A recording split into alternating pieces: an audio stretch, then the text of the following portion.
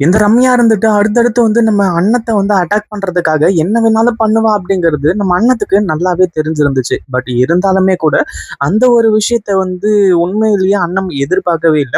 இவ்வளவு சீக்கிரம் அவ ஸ்டார்ட் பண்ணுவா அப்படிங்கிற மாதிரி சொல்லி, அதாவது இப்பதான் அவ கல்யாணம் பண்ணி இந்த வீட்டுக்குள்ள இப்போ சாந்தி முகூர்த்தத்துக்காக ஏற்பாடு பண்ணியிருந்தாங்க. பட் இருந்தாலுமே கூட உண்மையிலேயே இப்போ அடுத்தடுத்து இந்த ரம்யா உடனடியா ஒரு ஆக்ஷனை போட்டு கடைசியில நம்ம அண்ணத்த, அதாவது ரம்யா இருந்துட்டு அண்ணத்த திட்டு வாங்க வைப்பாங்க அப்படின்னு கொஞ்சம் கூட எதிர்பார்க்கவே இல்லை. ஆனா கடைசியில நம்ம அண்ணன் இருந்துட்டு செருப்பை கழட்டி இந்த ரம்யாவை அடிக்கக்கூடிய நிலைமையும் ஏற்பட போகுது. உண்மையிலே இந்த ஒரு விஷயத்தை எதிர்பார்த்திருப்பாங்களா அப்படின்னு கேட்டீங்கன்னா கண்டிப்பா கிடையாது. அதாவது இப்ப என்ன ஆச்சு அப்படின்னு பாத்தீங்கன்னா, ஒரு பக்கம் இப்போ அந்த ரம்யா இருந்துட்டு நம்ம அண்ணத்து மேலயும் கார்த்திக் மேலயும் பழிய போடணும், அதாவது சரவணனும் ரம்யாவும் ஒண்ணு சேர்றது இந்த அண்ணத்துக்கும் ஒரு கார்த்திக்கும் பிடிக்கல, அவங்க ரெண்டு பேரும் சேர்ந்துகிட்டு தான் இந்த சாந்தி முகூர்த்தத்தை நிறுத்துறதுக்கு இப்படி ஒரு ஏற்பாடு பண்ணியிருக்காங்க அப்படிங்கிற மாதிரி சொல்லி அடுத்ததா எல்லாருமா சேர்ந்துகிட்டு இப்போ பயங்கரமா திட்டி தீர்த்துக்கிட்டு இருக்காங்க.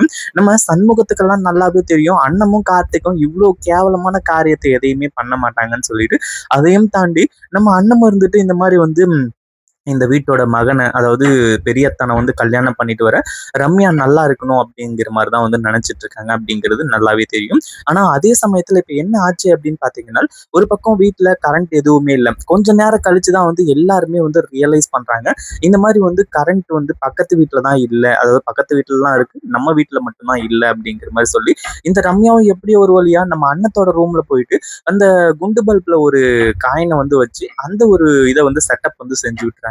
அதாவது இப்போ கரண்ட் ஃபியூஸ் போயிட்ட மாதிரியும், அதாவது மெயின்லி இவங்களோட வீட்டோட மெயின்ல ஃபியூஸ் போன மாதிரியும், அதுக்கான முக்கிய காரணம் அண்ணம் கார்த்திக் இவங்க ரெண்டு பேரும் சேர்ந்துதான் இதை பண்ணிருக்காங்க அப்படின்ற மாதிரி சொல்ல ஆரம்பிச்சாங்க. இந்த செண்பகவல்லி எல்லாம் அண்ணத்தை உண்டு இல்லைன்னு பண்ணிட்டு இருக்காங்க.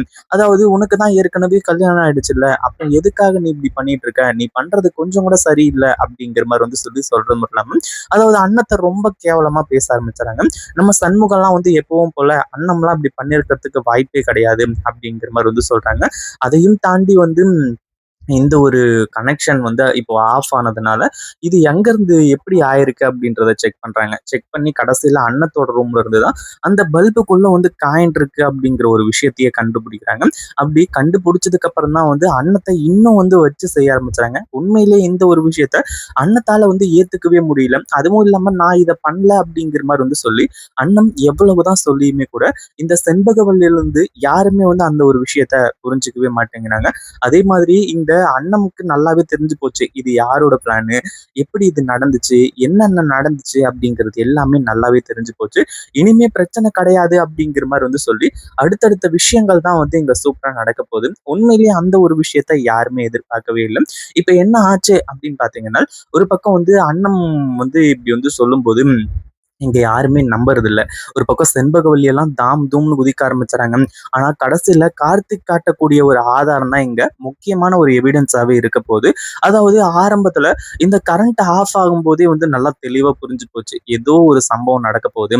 அதுவும் இல்லாம அண்ணன் இருந்துட்டு கார்த்திக் கிட்ட போய் முன்னாடியே, அதாவது இந்த ரம்யாவை கூட்டிட்டு போய் அந்த பால் பழம் பால் சொம்பெல்லாம் கொடுத்து இந்த சரவணனோட ரூம்குள்ள பரம்பரை பரம்பரையா ஒரு ரூம்ல சாந்தி முகூர்த்தம் நடக்கும் இல்லையா, அந்த ரூம்குள்ள அமுச்சு விட்டு வந்ததுக்கு அப்புறமா இந்த மாதிரி பெரியத்தான் ரொம்ப பாவம், அவர் இன்னைக்கு ரொம்ப ஆசையோட இருப்பாரு, ஆனா உண்மையிலேயே இங்க நடக்க போறது சாந்தி முகூர்த்தம் கிடையவே கிடையாது, ரம்யா இப்படிதான் அப்படி இப்படிங்கிற மாதிரி சொல்றது மட்டும் இல்லாம அடுத்தடுத்து ரம்யாவால என்ன நடக்க போகுதோ ஏது நடக்க போகுதோ அப்படிங்கிற மாதிரி நினைச்சிட்டு இருந்தாங்க.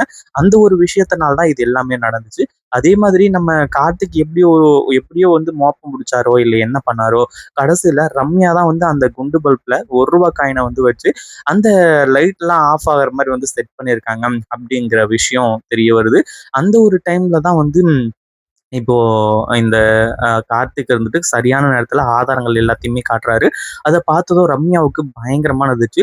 இவ்வளவு நேரமா அண்ணன் இருந்துட்டு நான் அப்படி இல்லை, நான் அது மாதிரி எதுவுமே பண்ணல, எல்லாமே நீங்க சொல்ற மாதிரி எதுவுமே கிடையாது, அதுவும் பெரியத்தானுக்கும் ரம்யாவுக்கும் சாந்தி முகூர்த்தம் நடந்துச்சு அப்படின்னா அதுக்கு சந்தோஷப்படக்கூடிய ஆள் நானே தான் அப்படிங்கிற மாதிரி சொல்லி எவ்வளவோ சொன்னாங்க. ஆனா அந்த டைம்லாம் இவங்க யாருமே புரிஞ்சுக்கவே இல்லை. ஆனா இப்போ நம்ம கார்த்திக் ஆதாரங்களோட காட்டுனதுக்கு அப்புறமா நம்ம அண்ணத்துக்கு பயங்கரமான கோவம் வந்துட்டு இருக்கு. ஏற்கனவே செம்ம கோவத்துல இருக்காங்க. இன்னும் வந்து இந்த செண்பகவல்லி அடுத்ததா அதாவது செண்பகவல்லி பேசுறத கூட தாங்கிக்கலாம். ஆனா இப்ப புதுசா ஒண்ணு முளைச்சிருக்கா பாத்தீங்களா இந்த மணின்னு சொல்லிட்டு. அவ பேசுறதெல்லாம் உண்மையிலேயே தாங்கவே முடியாது.